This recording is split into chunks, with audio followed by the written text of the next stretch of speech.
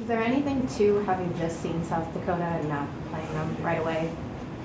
I think, that probably, I think both teams would say yeah. I think anytime you got a high familiarity with your opponent, and to play them two times really just in the last month, and then just have had our last game with them. Yeah, I think that's a both ways type answer. I think they're going to feel the same way we do, you know. Did you notice any improvements or adjustments from your team seeing them the second time around? There was a few things we did a little bit better. They're a team that's very difficult to guard. I mean, points per possession in the country, they're like fourth or fifth. That's behind like Gonzaga and some of those schools, right? So they're executing offensively at a really high level. And what happens when you play a team like that, where they can score and shoot it really well, but score at certain positions? They do a very good job of forcing you to make decisions fast, and whether you help a little bit too much off a guy like Hagedorn, he makes you pay. If you help a little bit too much, it happened. Cody Kelly set a back screen for Amude. It happened fast.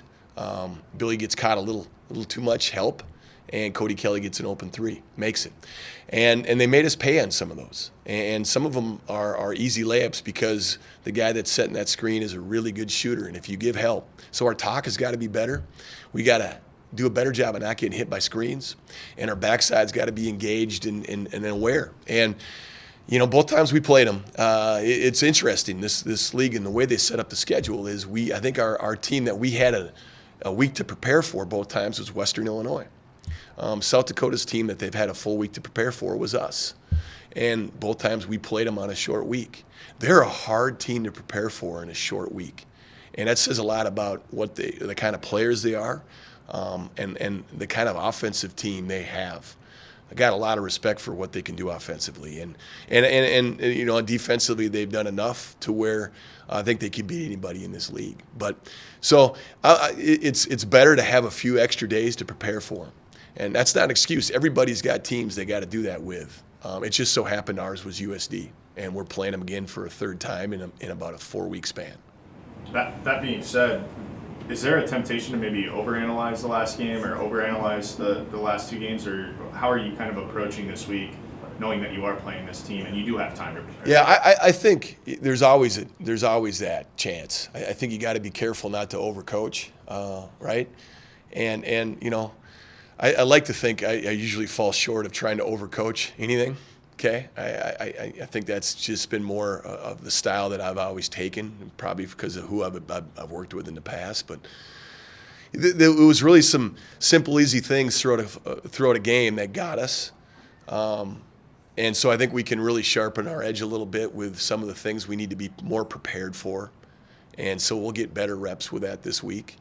But it still boils down to guarding. They're going to get in situations where you're going to have to switch. So you still got to guard your yard, keep a guy like Stanley Amude in front. Do your job guarding a guy like Tyler Peterson, because I thought he was their best player against us for a lot of reasons. Tough kid, makes a lot of the hard plays, and is a very willing defensive player and a very physical player. And I just didn't think we handled that very well.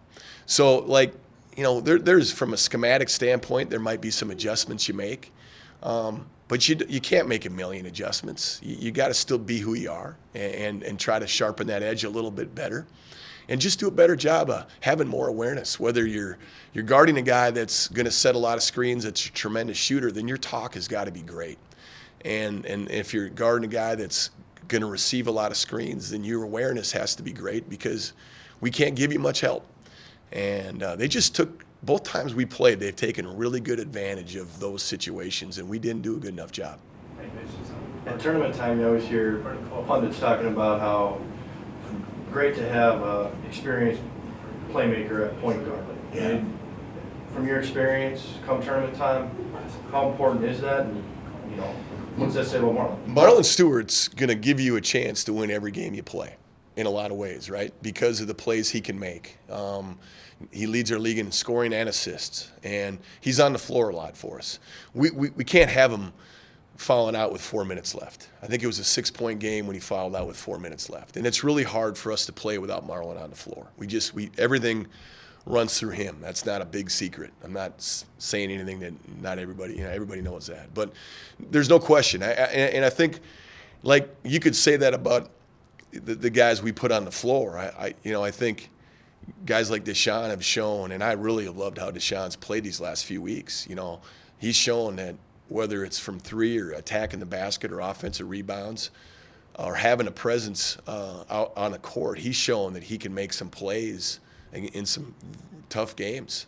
Keenan Walter's shown he's scoring the ball pretty well overall in league play. He's shown he can make big shots. He's shown that he can make plays defensively with his length.